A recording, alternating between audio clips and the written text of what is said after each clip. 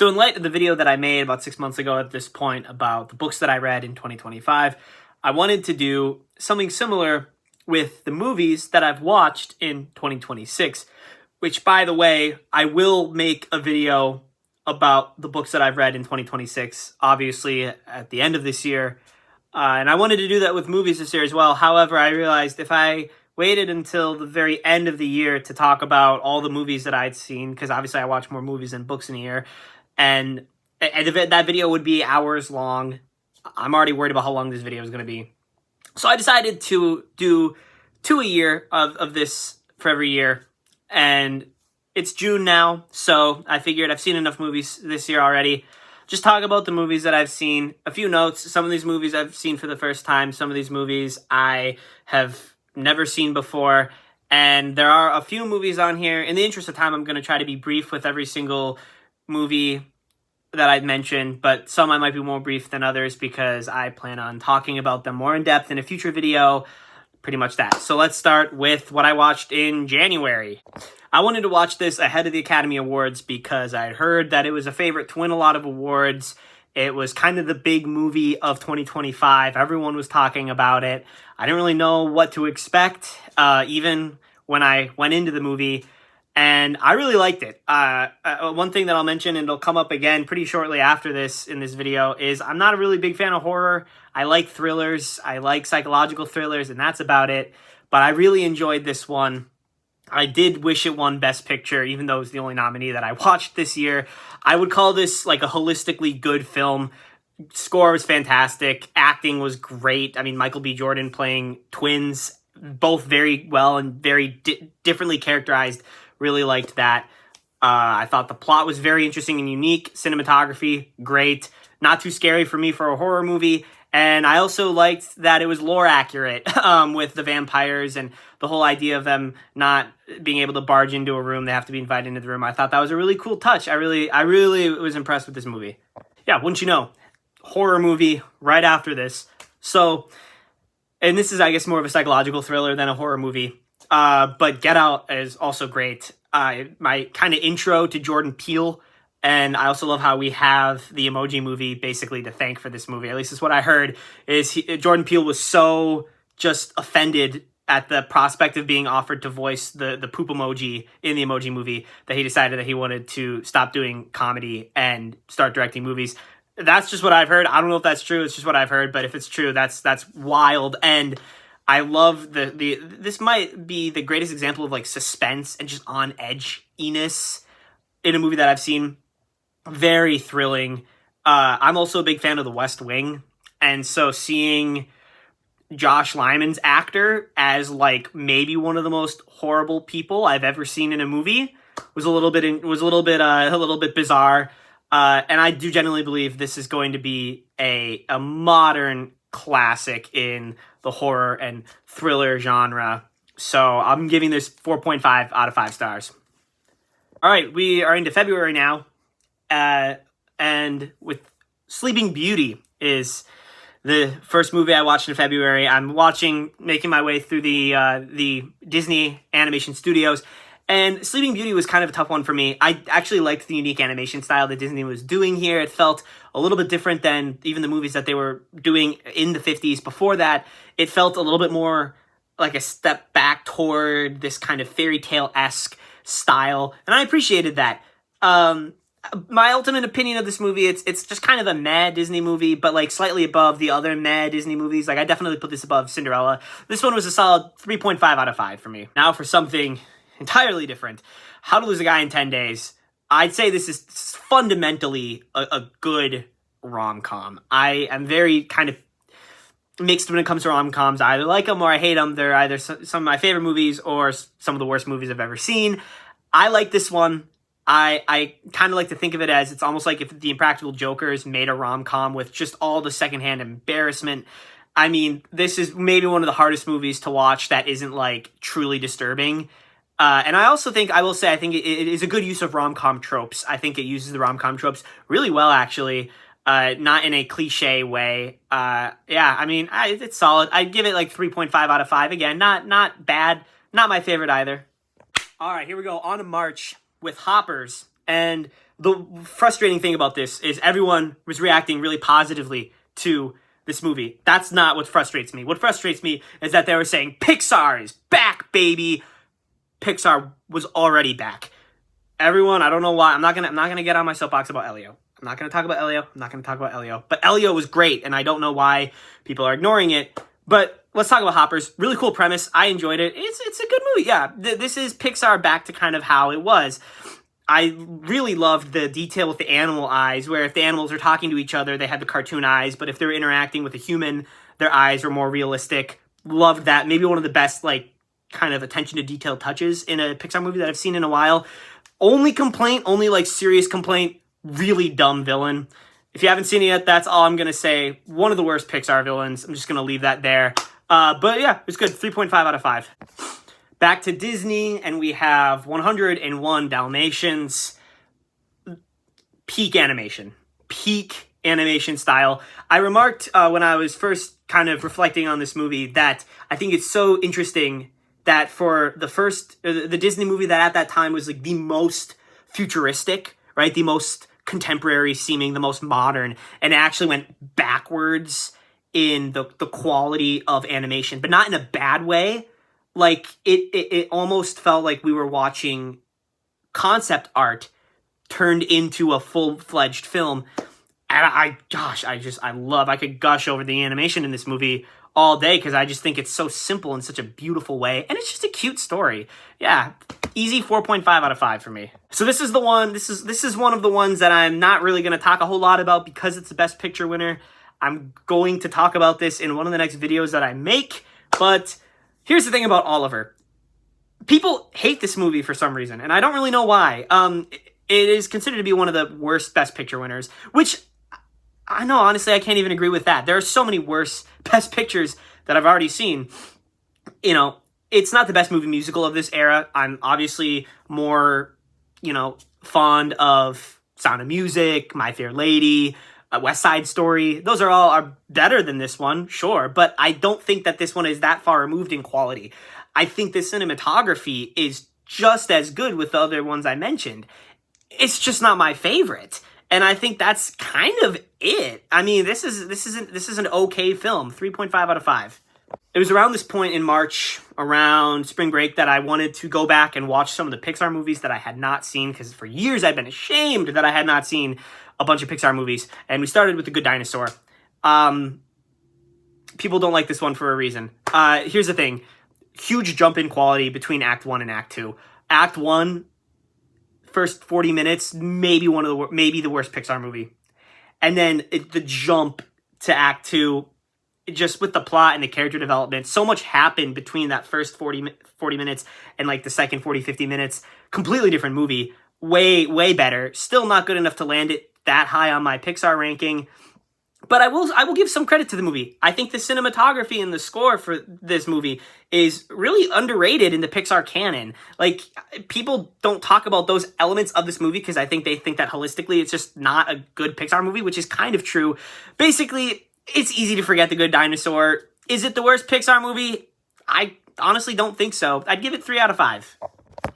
Moving right along with Incredibles 2, and this is how you do a Pixar sequel. I mean, there's a reason why they spent years in development with this movie, because they wanted to get it right, and they did. That being said, the villain is kind of meh. And what I mean by that is, I just feel like, I don't know, she's a little bit predictable. When I was watching it, even though I did know that she was going to be the villain, but even as I'm watching it, I wasn't thinking like, oh, what? Oh, she's so evil. I just kind of was like, okay, so she's the bad guy. I don't know. But despite that, very entertaining. I love, this is the thing that I love. The family dynamic in this movie, I think, is better than any movie ever. And here's why. You have to realize with the Pixar sequels, kind of the thing that they do is they make the sidekick that was in the original one the main character. We see that with Buzz in Toy Story 2, Tow Mater in Cars 2, Finding Dory, or Dory in Finding Dory, right?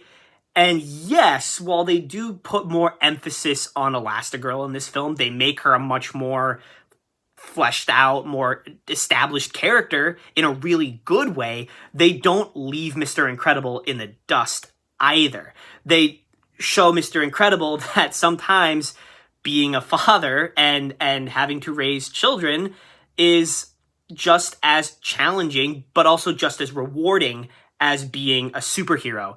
And for a family movie, I think that's such a beautiful and amazing message. And I think that because of that, I adore the family dynamic in this movie. Again, Midnight Cowboy is also a Best Picture winner, so I'm not going to really go into this movie a lot. Also, I don't really want to because this movie sucks. I give it points for being avant-garde. Other than that, this movie's basically smut, and I can't really talk about that on this channel if I want to keep it family-friendly. So, 2 out of 5 for trying to be something different, I guess. Here we go. April, and I'm just going to say right now, I only watched 3 movies in April because it was kind of a busy time for me. But all 3 of these movies were 5 out of 5s, which was really cool. So first, we got Iron Man 3. Rounds out maybe one of the best movie trilogies of all time. And I know from this, you can clearly tell I haven't seen the Godfather movies. But this is just, I mean, come on. Like, Iron Man 1 is, like, art. And Iron Man 2 is okay. And usually with trilogies, there's a diminishing returns for me, but Iron Man 3 is just so good. I think that the writing is really funny and sharp, but not in an inappropriate way. I find the plot line to be interesting with the different villains and stuff. One thing I want to mention is one of my friends, the sole reason why he doesn't like this movie is because he thinks there's a plot hole with House Party Protocol, which is, if you haven't seen the movie, the whole thing where Iron Man can just summon all of his different suits all at once. And my friend basically was saying, well, that's so dumb because why didn't he just do that from the beginning? And to that I say, I don't really think this is a plot hole because although it's never explicitly stated, I think it can be extrapolated from everything that's going on that Tony doesn't want to have to use that until he absolutely has to. And the moment that he does is the moment that he felt like he absolutely had to. So I'd say case closed on that one. Great movie, 5 out of 5. All right. You might be wondering, why is this a 5 out of 5? Sometimes I like movies that people might consider trash, okay? I think this movie's absolutely ridiculous. But I don't just watch movies because I think they're artistic or pretty or inspiring. Sometimes I like a good laugh, guys. And it's just, this is such a good and funny time. I've always been a fan of Jason Sudeikis as a comedian. And, it was fun with, Jennifer Aniston growing up watching Friends and stuff. It's just a funny movie, guys. I mean, check it out. If you're not easily offended, check it out. It's great. It's great fun. It's the epitome of what I would call movie candy, where it's, it's maybe not the best for you. It's maybe not the most, rewarding movie watching experience in an academic or scholarly sense, but that's not always what it's about, guys. And seriously, this time, I'm not kidding about this either. This is the most powerful Batman film, and I'm not kidding. I think they explore themes with Batman's emotions and his character and some of his flaws socially and emotionally that they don't get into in some of the other Batman movies. I found this one way more, moving and more powerful than any of the Christopher Nolan Batman movies I've seen. And of course, the stop motion, it's Lego stop motion at its finest. Very good. Also, just one of the funniest movies I've ever seen. This movie's just absolutely hilarious. You can't even make a list of the funniest moments in this movie because there's just so many. 5 out of 5. We finally reached summer, and this is where I start watching movies a lot. This video is far from over. We're starting with The Sword and the Stone. This is a movie that exists. It's pretty much all I have to say about it. It's a Disney movie from the 1960s. 3 out of 5. This one I was skeptical about because I feel like it could just be a movie that is just dumb. And it wasn't. It far exceeded my expectations. Happy Death Day navigates the time loop trope but puts it in the context of a slasher film brilliantly. I love some of the things they did. Some of the intricacies of the loop and the character kind of trying to figure out what's going on and how to navigate that makes the movie a lot more complicated than I thought it was going to be. And, the twist at the end, I don't really know how I feel about it. I'm kind of torn between, was it super obvious? Was it too not obvious? Kind of the middle of the road twist. No point in really, complaining about it. Solid 4 out of 5. All right, this one I'm not going to talk about at all because I could make like an hour and a half long video just talking about this movie. Forrest Gump is my favorite movie of all time, like just plain and simple. And this is my second time seeing it, and I have reasons for why it's my favorite that I don't have the time to unpack it right now, so I'm gonna say that for another video. Now we go to maybe one of the most underrated movies ever. Like, no one talks about this movie, and I genuinely don't understand why. This is Midnight in Paris. Underrated movie. I will get into a little bit of the plot because I genuinely feel like most people that watch, like, I don't think many people know about this movie, and I could be sorely mistaken, and please tell me if I'm completely dumb for saying that. But it's basically this guy goes to Paris with his fiance, and he's an aspiring writer. He's a he's a Hollywood writer, wants to break free from that and write novels. And he goes to Paris, and his fiance is nasty and does not believe in him. And every night in Paris, at midnight, because it's midnight in Paris, a magical car picks him up and takes him to basically Paris in the 1920s. So he meets all these famous authors and artists and stuff like that. All these like big names like F. Scott Fitzgerald and yeah. And the whole movie revolves around this idea of, is it wrong for people to live in the past? And like, is that dangerous? So if you've read The Great Gatsby, kind of that same idea.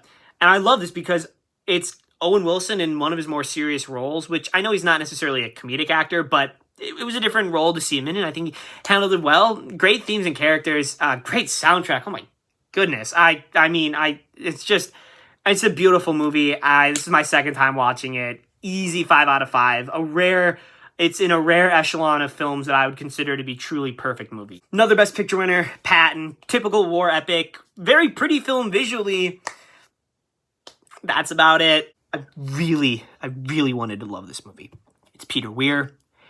I mean, he made two of my favorite films of all time, that being Dead Poets Society and The Truman Show. And this movie was nearly perfect. It's such a just unique idea and such a cool idea. And then they had to mess it up by having the main characters cheat on each other. Call me a prude, but that ruins a movie for me. The main character, commits adultery, instantly loses all credibility for me. I'm sorry. The ending was also kind of confusing, but it was really frustrating. I'm still giving this movie a 4.5 out of 5, because other than that, it's fantastic. But that kind of ruined it for me. This was actually kind of a surprising one for me, because all my life I've thought this movie was kind of a chick flick, because my mom always talked about it. I finally watched it all the way through for the first time last month. It's a good movie. I don't know. It's a good movie. It's a good war movie, good movie about basic training. I think that Richard Gere does a really good job in it.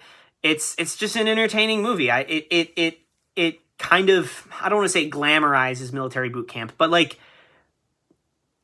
it makes boot camp not really seem fun, but just seem like cool. Like, I would not survive boot camp, but I watch this movie and I'm like, that's cool. That's cool. So, yeah. 4 out of 5. Somehow this won Best Picture.